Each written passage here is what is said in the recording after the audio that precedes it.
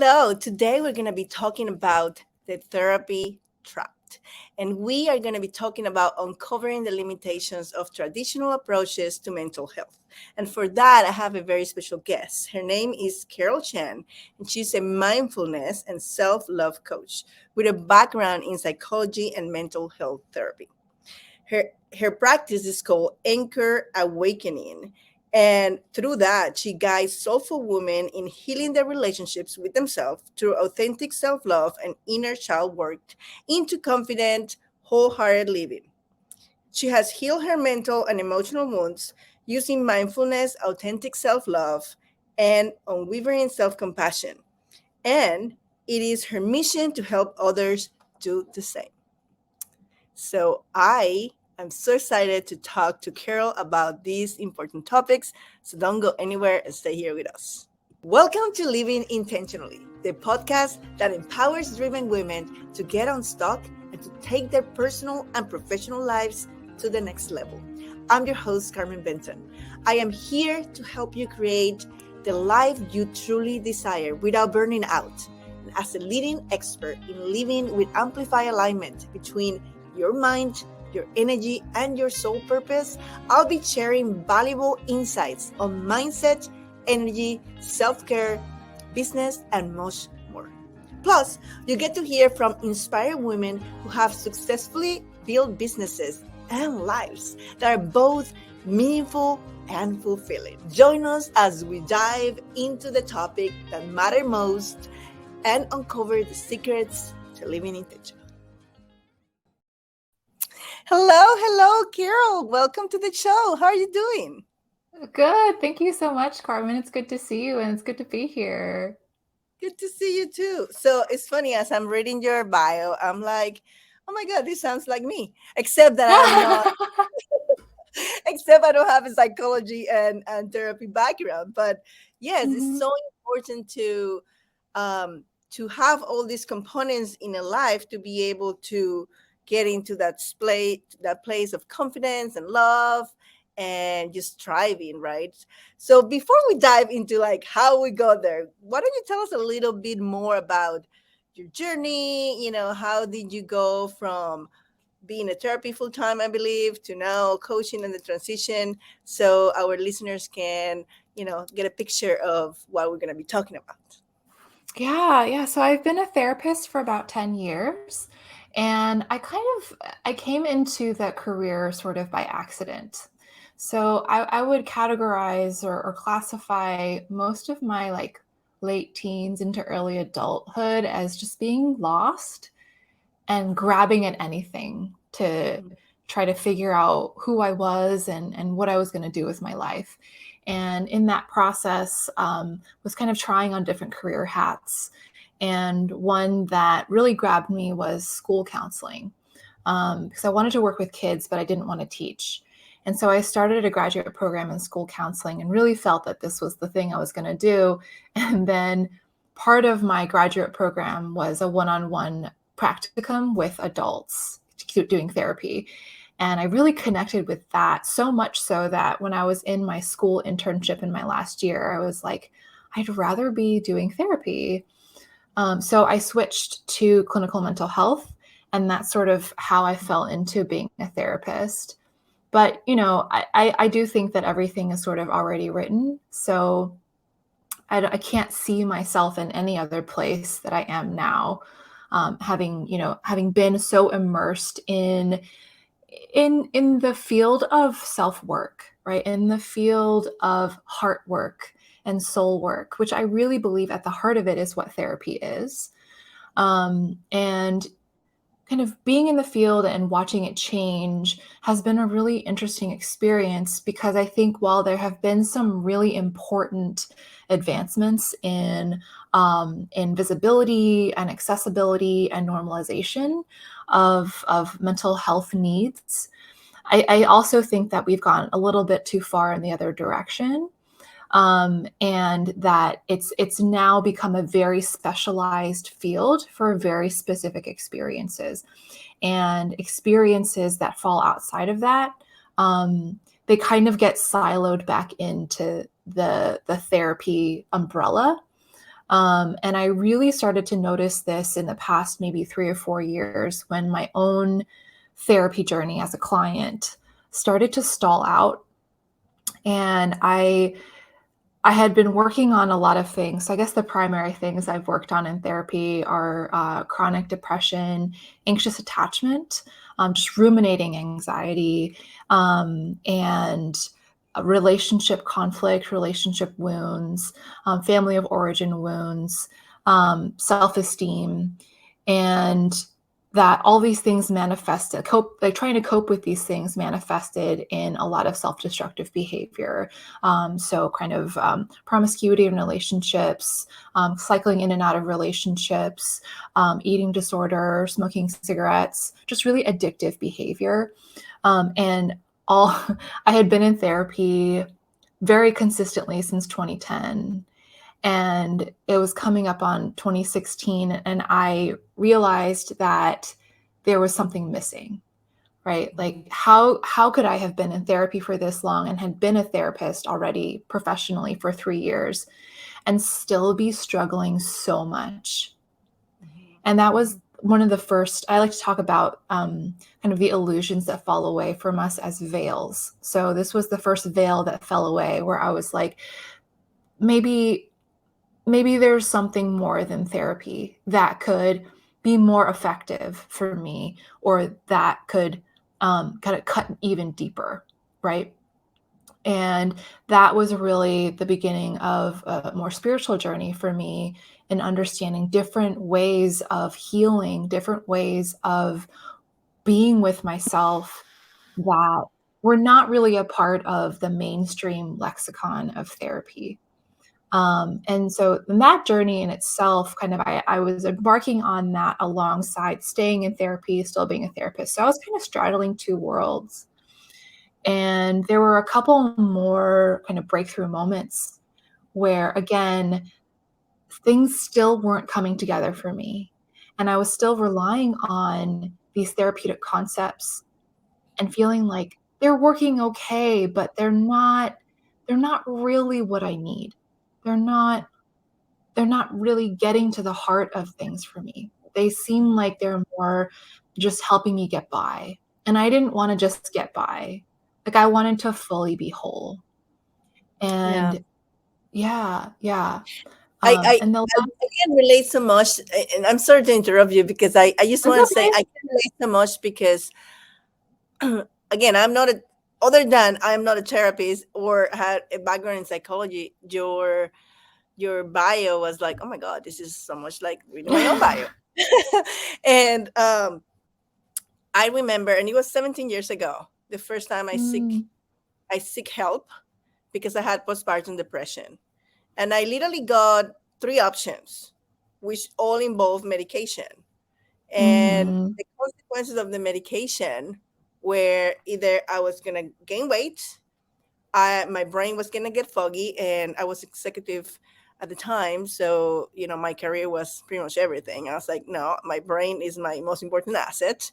And, or my libido was going to go down the drain. mm. And I'm like, okay, I don't like any of your options. Like, I No, don't wanna give any of these up. no, no fat, no dumb, no, dry. Like, Yeah. no. And so I said, well, I'll figure out my way. Thank you very much. Mm, mhm, And that's how I started my own self-discovery. And I'm sure we're gonna get into what are your techniques and whatnot. But yeah, it was I like what you said, the unveiling, right? It was like, mm, oh my god, the traditional way has failed me for the first mhm, time of mhm. many to come, but that was like the first time. It's like, oh my god. And so yes, it is sad in a way, but also what I'm seeing is that a lot of people, as they are awakening to other possibilities, and we don't have to even go into like woo stuff here, but like just awakening to like, we are not, all equal. We have different DNA, different problems, different traumas, different experiences, different environments, different everything. And when you take a cookie cutter process to try to fix or help or heal people, it doesn't work always the same way. And Mm-hmm. I applaud those therapists that actually are open to combining different methodologies or even referring people to somebody else because that might not be their expertise. Like I had Mm-hmm. clients and I'm like, well, this is a little bit too much of like I don't know for sure that I can help you, so maybe, I know this person can. And I have no problem doing that because for Mm-hmm. me the most important thing is my client's success. And I think for a therapist is the same thing, then you can see Mm-hmm. well, let's try something else, or maybe therapy is not for you. Right, right. Yeah, and I think, on an individual level, like every therapist that I know, that's what they do. They have these principles and these ethics where if something that a client is presenting with is outside of their scope of practice, they will refer out. So on an individual level, I think, we're kind of all united. It's how money has gotten involved with the mental health industry. So mental health is now part of the medical system, which I think has been its huge downfall because it's not a medical issue. It's an emotional, relational, spiritual issue. And when we have a medical issue, it's and there are definitely medical approaches that are straying away from this too, but we medicate. We medicate. And medicating an emotional, relational, spiritual issue is not solving it. It's layering something else on top of it. Just putting lipstick on And a pig. yeah, exactly, You're gonna have a exactly. pig. It's It's gonna be a pretty still a pig. pig. Right, right. And that, but the reason that mental health has been absorbed by the medical system is for money. And it gets a little bit sticky because therapists do need to make money. I would say we're not in it to make money, but we do need to make money. And I think, we deserve to be paid for our expertise and our energy and our labor. And that it seemed like the easiest way to do that was to kind of jump on the back of the medical system. But the shadow side of that was that every mental health condition then became a disease. And when we think about things from a disease or illness standpoint, then we treat it and we fix it and we put medicine on it. When we're part of the medical system, then health insurance gets involved. And when health insurance is involved, then the person making the medical decisions for you, like what you deserve to get in terms of treatment, it's not made by you because a health insurance company is going to approve whether or not they're going to pay for your services. And for years, I had already been talking to clients about, your health insurance provider is a third party who's meddling in our business. And I understand that if you have a financial need, that we will make it work. But I want you to know what we're doing here and where the limitations are in your decision making and mine. And health insurance companies are also for profit, so they're in it to make sure that their bottom line is taken care of. On top of that, in the past, 5-10 years, maybe more like 5 years, digital therapy platforms have become very popular, like BetterHelp. BetterHelp and Talkspace. Yeah. And they saw, especially when mental health became something that was more visible, right? And people were really asking for more resources. They saw an opportunity. They saw dollar signs. Well, let's find a way to monetize this. Let's find a way to make this, let's commodify this, right? And so they are for-profit companies, for sure. Therapists who work for those platforms do not make very much money. They work a lot for not enough pay.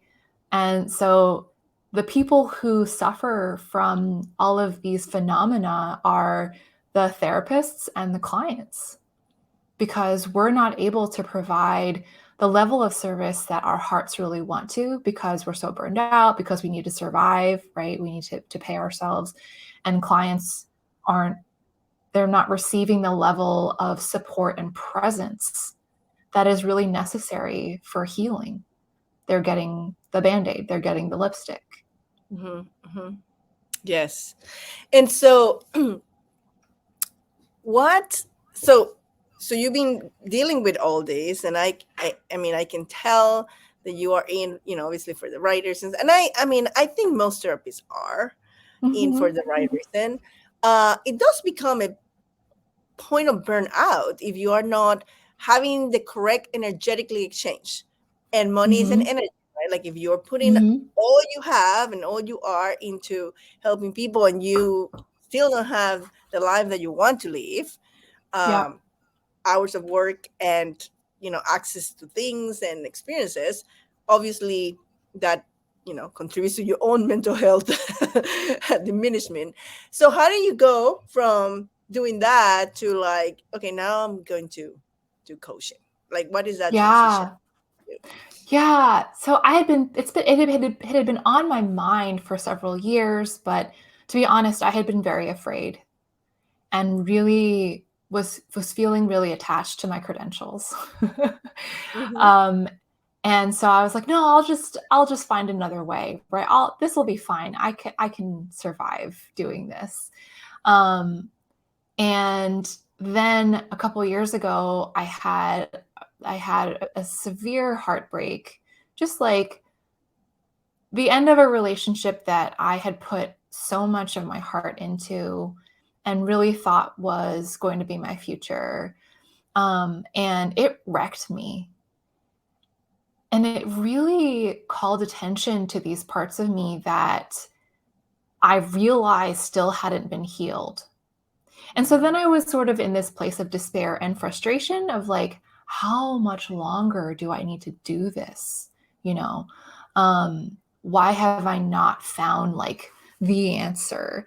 Um, and by now, I was familiar enough with the concept of like, can I step outside of therapy and find something else in a more spiritual modality? And so I ended up embarking on this very deep excavation of deep inner child wounding and deep self abandonment in order to learn how to truly love every single part of me.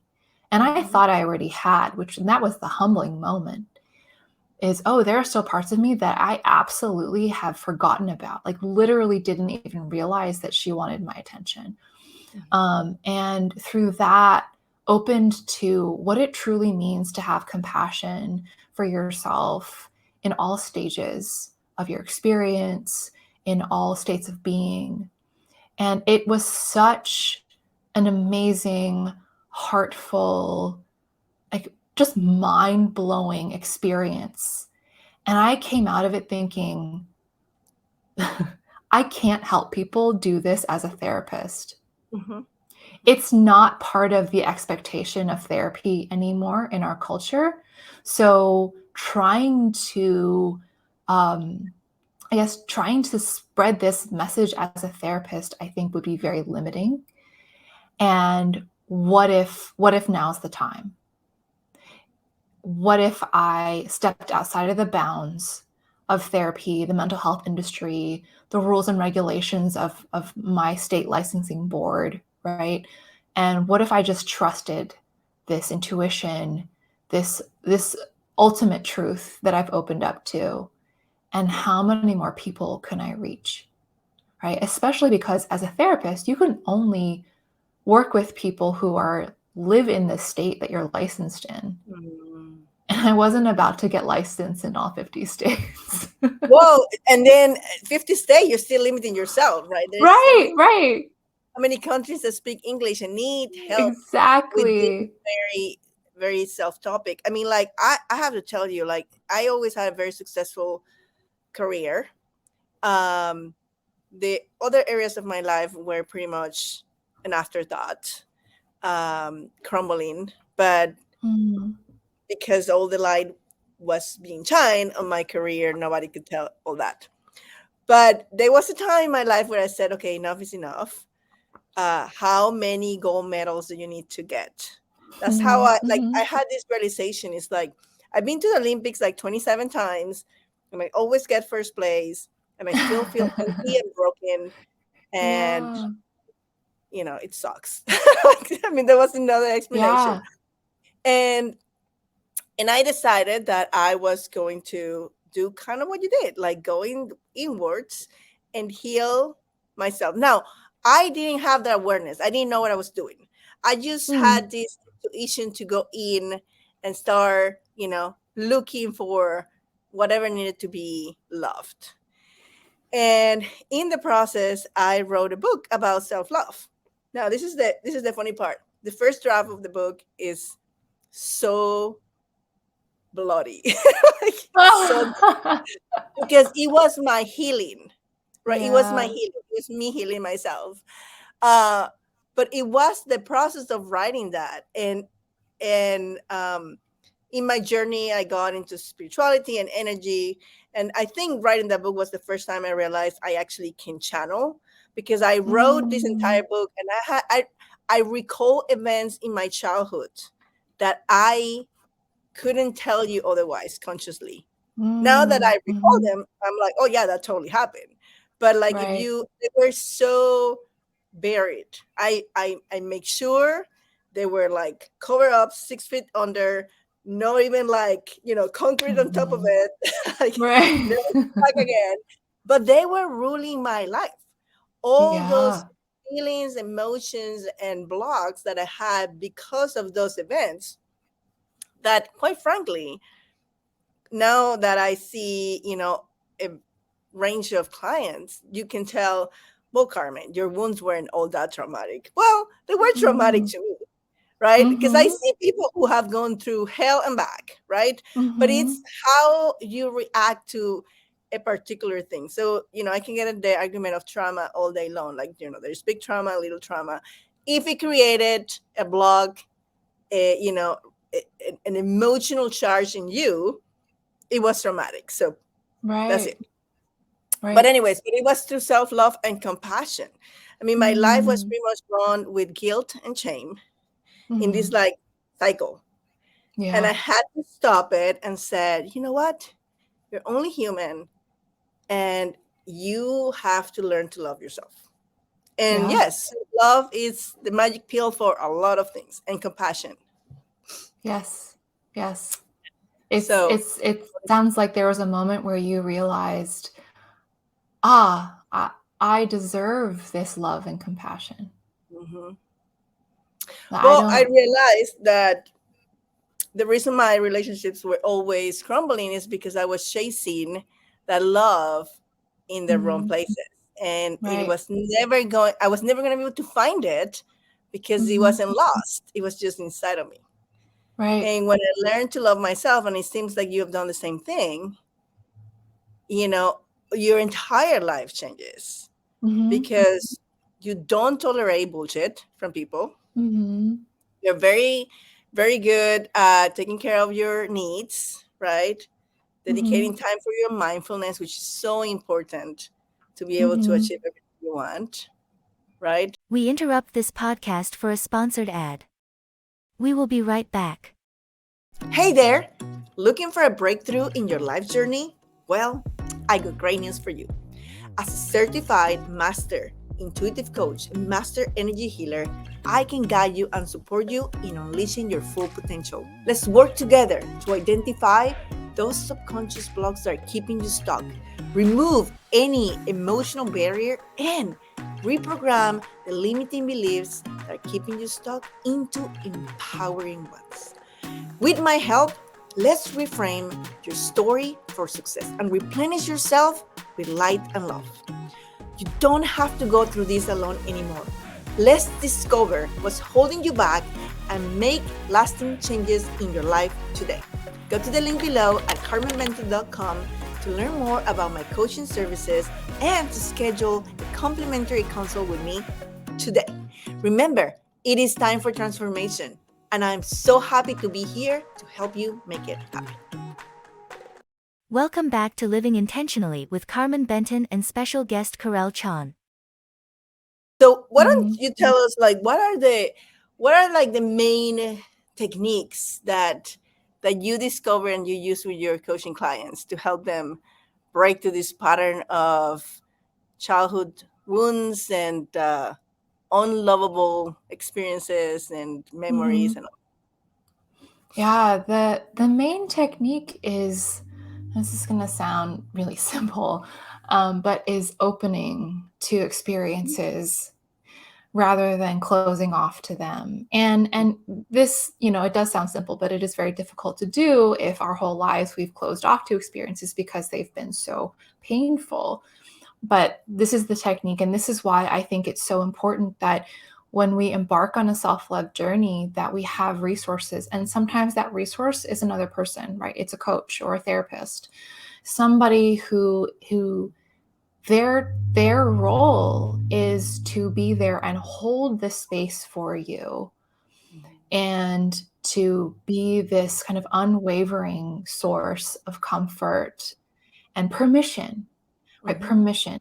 That's a big word that I've used a lot with clients where I'm like, it's okay for you to feel this way. It's okay that you're crying right now. It's okay that you're afraid right now. It's okay that you've been hiding for this long. Now, we don't really want you to be hiding anymore, but I can understand why. And Mm-hmm. that understanding, that permission, that a lot of them tear up when I say that because maybe it's the first time that someone has said, just be as you are. And I see your pain and your pain matters. So So much powerful. of, yeah, so much of us closing off is because we get the message that our pain doesn't matter. Mm-hmm. And so if it doesn't matter, then we better get rid of it. But we don't know how to get rid of it, right? Um, we don't know how to transmute it. We don't know how to move through it because we just try to get rid of it by throwing it away. And then it just gets deeper, buried more and more deeply, right? Like you were saying. And so the number one sort of approach that we start with is opening, is allowing. And then when we've opened and allowed, right, then there's this shift of noticing how their bodies and minds are reacting to these painful parts. And again, allowing that too. I understand why you're recoiling, right? But then continually offering curiosity to that hurt part. What does that part most need? Sometimes that part is already talking, so we just know. Other times it requires sort of a going back into your felt memory of one of the earliest times you felt this way. And it doesn't even have to be a real memory. Like it doesn't have to be concrete, like, oh, it was this time and this was happening. It was just a feeling that I had, a sense that I got around this age, right? I was little, I was middle school, I was high school. And when we can access that felt memory, then we ask, okay, so ask your child self, ask your teenage self, or if you can remember now being in that mind state, what did you most wish you could have gotten from someone? What do you like at that time? What did you think? If only I had this, I could be okay. And when we get that answer, then we start to embody that energy. And Mm-hmm. sometimes I'll just repeat back to them what they had said, right? And so maybe someone says, "Oh, I would have just really liked for someone to say, you don't have to try so hard," you know? And so then I'll say to them, "Yeah, you don't have to try so hard." And that is a moment of healing, Yes, you absolutely. know? That's so Because beautiful. And your energy yeah. is I can feel the compassion and the Mm, holding space in your energy is very beautiful. And one of the things you said, I spent a lot of time thinking about this, like how do you heal your shadow, right? In shadow mm, work.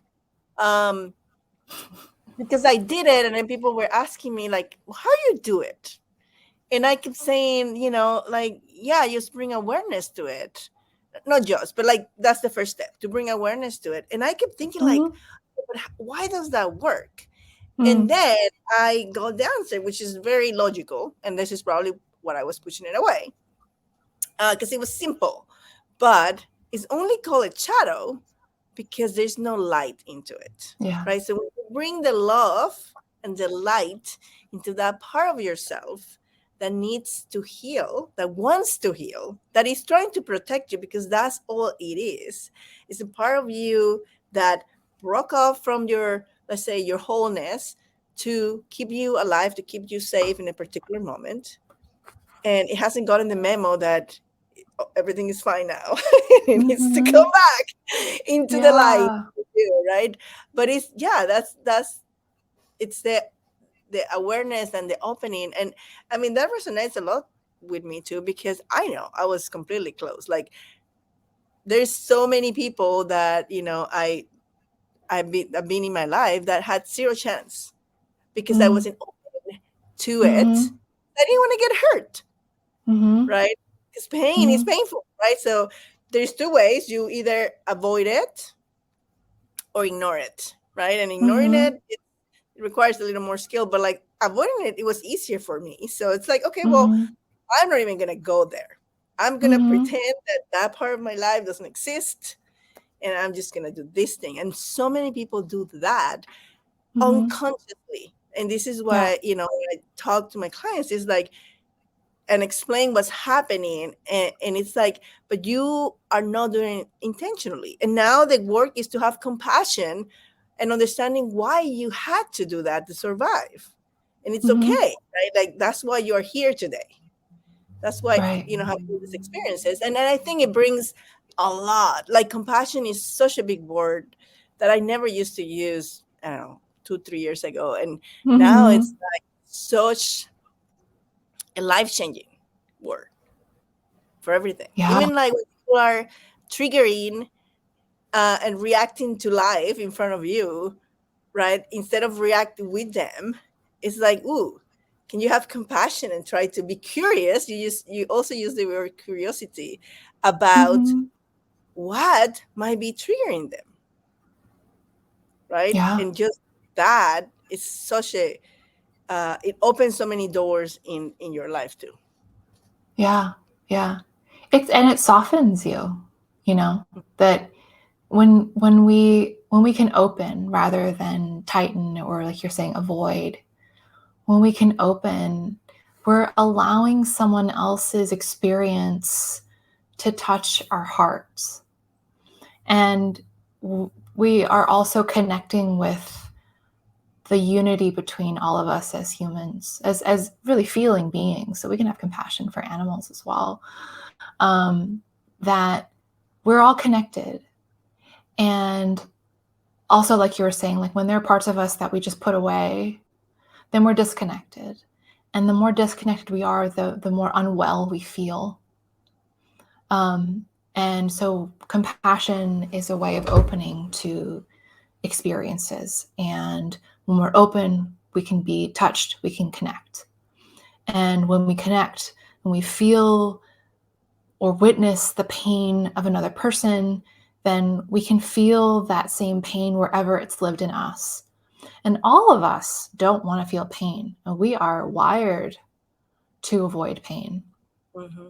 So when we can connect with the shared pain with us and another feeling being, then there's also the desire for that pain to be alleviated. Mm-hmm. So we're connected. I don't want you to hurt anymore. I don't want to hurt anymore. I don't want you to hurt anymore.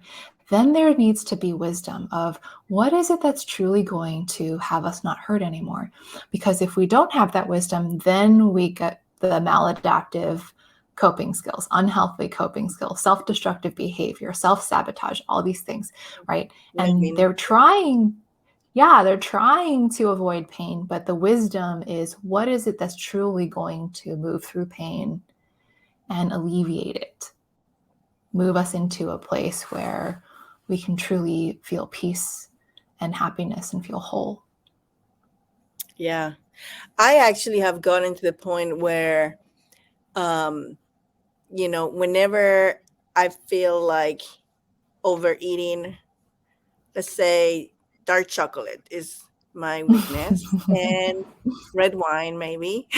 uh, there's been many, many, many years since I haven't touched a cigarette, but I used to smoke too. I mean, all these things Mm-hmm. that you talk Mm-hmm.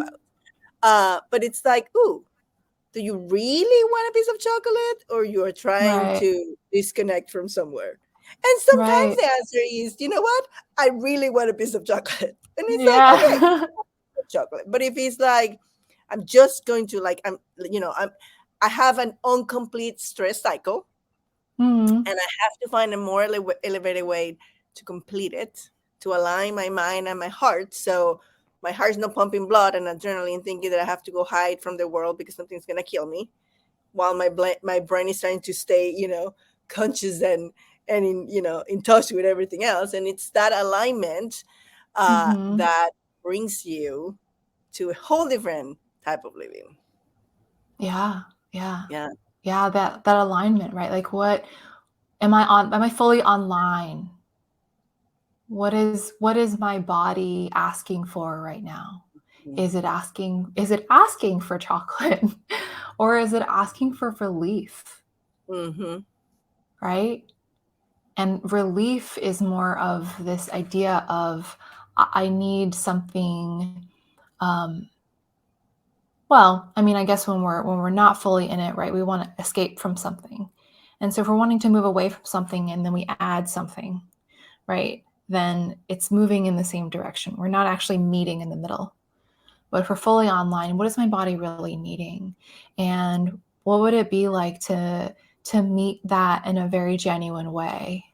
So what am I needing relief from? It's usually a painful belief, right? A feeling and a painful belief that's attached to that. And what is a way to soothe that, to comfort that, right? In a way that is really truly giving attention, that is full of an actual emotion, right? Chocolate doesn't have an emotion. And so when we meet that, oh, I feel relieved. I feel held. I feel um, I feel at peace, right? Then do Well, I and still then want chocolate? Yeah, I want chocolate. yeah, Okay, great. getting into the science of it, right? What does some of these numbing agents give you? Mm-hmm. Chocolate, wine, it gives you oxytocin. It gives you, Mm-hmm. like if you're gym rats, right? Like people think like it's okay to go to the gym, and it's obviously okay. But like if you're doing it to numb yourself versus to improve your health, then your body needs serotonin, right? And it's like, okay, what, or endorphins, right? So what are the other Mm-hmm. ways that you can get these things, right? With meditation or mindfulness, right? Which is one of the things you teach, and people can get when they get in touch with you, right? Mm-hmm. Mm-hmm. Yeah, these hormones that we're looking for, they come from presence. You think about like babies when they need soothing, what they want is to be held, and what they want most is to be held by the mother that carried them, right? Mhm. And that's going to fill them with all of those hormones, all of those signals that say, I am safe, I'm taken care of, I'm comfortable, it's okay, right? I can relax. And so that's presence. That's a loving, compassionate presence. That's comes with the good mother archetype, is what we're all looking for when we're in distress, is we want our mommies, right? Very naturally, very instinctually, we want our mommies. But these same hormones can come from chocolate, from drinking, from sex, from going to the gym, from working a lot and accomplishing a lot of tasks, right? All these Yeah, things. And the so dopamine they, cycle mm-hmm, works. mm-hmm. But the difference is that all those things also have side effects Yeah. Mhm. that take us away from that feeling of being able to relax, feeling truly safe, feeling at rest, right? And that they don't make up for the comprehensive experience of being in the presence of loving, compassionate energy. Mhm. That's just there for us. So that's a very good thing that I would like to make sure our listeners pay attention to. It's like, start tuning into your body, right? Like Mm-hmm. what is your body trying to tell you? What are the things that you gravitate to when when you are stressed out, when you are feeling low, when you get triggered, right? Mhm. And if you start seeing patterns of codependent behaviors or numbing addictions, um, or just like, spiraling down to like low emotions, that is Mhm. a great signal that your body is Mhm. telling you to look for help, right? To look for help with someone like Carol or myself that can help you just uncover what are these wounds that are keeping Yeah. you, chained down to the past, Yeah. where you're not there anymore. The now is where all the magic of life happens, and when you Yeah. learn to unchain yourself from those things with self-love, mindfulness, like Carol teaches and coach people, and I like to add the energy to it, because we have imprinted in our DNAs all the stressors that our ancestors had. um, Mhm. so it's just a different way to live. So it's so beautiful to see that there's more people who are awakening to this, that are therapists. Yay! Because it adds more tools to your repertoire, right? Like, not Mhm. just the coaching, and everyone has a different way of coaching, but then you have all these balance tools that you can help people with. And there's so many people that need help, and so few of us that can do that. So there, Mhm. um it's so beautiful to see more and more people coming into this space. So Yeah, yeah, I'm happy to be welcomed into this space. so Carol, what is a way that people can get in touch with you and get to know you a little better, and, as I like to call it, get into your bubble? Yeah, so there are two places you can reach me. One is my website, which is anchoredawakening.com. And so there you can read more about my personal story. You can read about my coaching programs. And you can also sign up for my freebie, which is a little guide, a mindfulness guide called 3 Simple Ways to Be Mindful Every Day. And these are practices that you can do in less than 5 minutes. So it doesn't have to like take over your life. You don't even have to sit and meditate. And that's hard for a lot of people. You don't have to start there. So you can sign up for that. You can also book a free call where I talk to you about what you're going through and make a recommendation. It doesn't have to be to work with me. It can be this, here's just what I'm hearing, and here are some options that I think would help for you, right? The other way people can reach me is my Instagram. It's at Anchored Awakening. I post pretty regularly. I post kind of the text posts and also reels where I talk about a lot of these concepts. I also talk about mental health myths. And so these are mental health concepts that have really been diluted by mainstream media and social media, and kind of have lost their nuance and maybe are actually not as effective anymore. And so I spend some time kind of debunking these myths and clarifying what they really mean. So that's a really fun place to reach me to. Beautiful. So we make sure we'll put all the links for Carol in the description of the podcast, as always. And it's been a pleasure to have you here today. Thank you so Thank much for you. joining. Yes, and best of lucks. And for everyone else, we'll see you next week in another episode of Living Intentionally. Bye.